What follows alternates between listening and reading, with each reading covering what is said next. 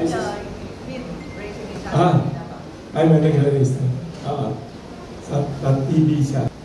Short question lang. Yes, nasa foreign policy ka pala, pero baka lang may comment ka on the new DTI Secretary Roque, ano ang inaasahan natin, and also to what are your expectations? Expectation natin. Sinong Secretary DTI? Yeah, new DTI. Actually, hindi ko kilala, never met her. Or baka may... I'm unable to comment because I may have met her, but wala po akong masyadong alam kundi yung tindahang kabiseta. Okay. Kay Dr. Pedro, comment on short comment. DTI Secretary Christina Roque, ang inaasahan natin sa kanyang bagong administrasyon? Similar, no? This afternoon, I will meet her together with Joey Concepcion. We'll discuss a few things about trade in the Philippines. You know, trade is a very important issue, a very important factor for a country to move forward. So I look forward with much expectations dahil ito ay dating Yusek yata from DTI. Kabisado niya ang kailangan natin dito sa bayan as far as trade is concerned. However, moving forward, I have no comment because I have yet to talk to her. Hindi ko rin kilala.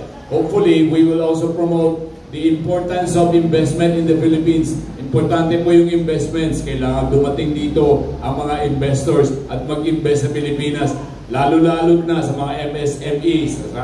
Sabi po ni Senator Jaime, the key here is yung mga medium and small industries.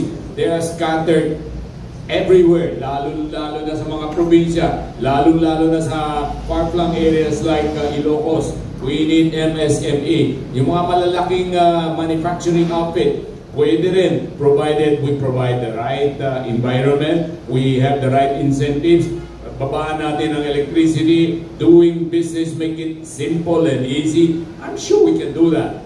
What we need is to come together, put forward a plan, focus plan, where the focus is investment for them to come in and compete with our neighbors. Labanan nito wala tayong magawa. Kung mas magaling sila sa atin, mas mura mag-invest sa Vietnam, talo tayo. So maghanap tayo ng focus, ang strength natin. Saan ba tayo magaling? Our greatest strength is we speak English.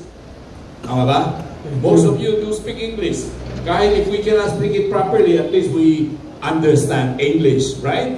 So that is one advantage that is uniquely Philippines, uniquely Filipino. Take advantage of that and capitalize on that. Hopefully, we will invite more and more people to come in and invest. Thank you. I think yung tungkol sa TTI, ang kilala ko doon si Yusek Perry.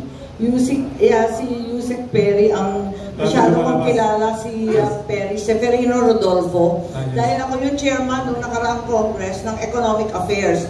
At talagang importante na tulungan natin yung effort niya at maging malawakang effort for investment and trade promotion. Ang layo-layo natin sa investment na pag-usapan ngayon. Doon naman sa trade, kulang na kulang tayo sa mga free trade agreements. Parati tayong uncompetitive kaya ayaw magbukas ng mga merkado sa Pilipinas. Thank you.